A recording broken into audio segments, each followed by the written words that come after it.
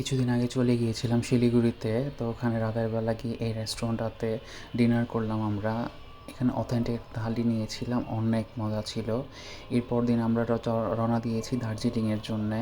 রাস্তায় এগুলো খেতে খেতে দিয়েছি। এরপর এমজি মার্গে চলে গেলাম রাতের বেলা।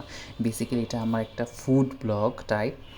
সামোসা খেয়েছি, জলেবি, রাবড়ি অ্যান্ড সফটিটা অনেক মজা ছিল। এর পরের দিন সকালবেলা একটু ঘুরে ছোলাপুরি নাস্তা করে চলে গেলাম সিকিমের উদ্দেশ্যে। ওখানে গিয়ে গরম গরম একটা ধুয়েদার চা খেলাম, যেটা অনেক রিফ্রেশিং ছিল। এরপর দিন চলে গেলাম নর্থ সিকিমের উদ্দেশ্যে। ওখানে এত পরিমাণ ঠান্ডা ছিল যেটা বলার বাহিরে। তো এই চাটা আসলে অমৃতের মতো কাজ করেছে, যেটা ঠান্ডা ওয়েদারে আমি দুইটা একসাথে খেয়েছি।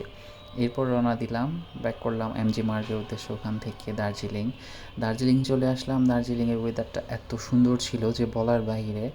মনে হচ্ছে যে ফুলে ফুলে ভরে গেছে। তো এখানের অথেন্টিক ফুড মোমোস, চাউমিন সেগুলো খেলাম, অ্যান্ড এই জিনিসটা অনেক মজা ছিল।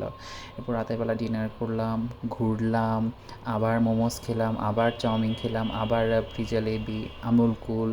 দেন পরের দিন চলে গেলাম কলকাতার উদ্দেশ্যে। ওখানে প্রথমেই গিয়ে একটা মটকা চা ট্রাই করলাম, ভালো ছিল, অনেক রিফ্রেশিং লাগছে। এরপরে সকালে অথেন্টিক নাস্তাটা খেলাম, ফ্রুট চাট, লিচি, একটা মজার একটা পাইনাপেল জুস খেয়েছিলাম। এরপর সন্ধ্যার দিকে চলে গেছিলাম এই রেস্টুরেন্টটাতে। এখানে অনেক ধরনের খাবার ছিল, যে কোনটা রেখে কোনটা খাবো বুঝতে পারছিলাম না বেসিক্যালি। পরে একটা থালি অর্ডার করলাম, ওখানে মনে হচ্ছিলো সব খেয়ে ফেলি, বাট এত পরিমাণে স্ট্রিট ফুড খেয়েছি যে বলার বাহিরে। Because Kolkata is a famous for street food. তারপর একটা থালি নিয়ে নিলাম, এরপর আমরা বসে খেলাম, অ্যান্ড লাস্টলি একটা গরম গরম দুধ খেলাম। এরপরের দিন সকালবেলা চলে আসলাম। Bye bye Kolkata.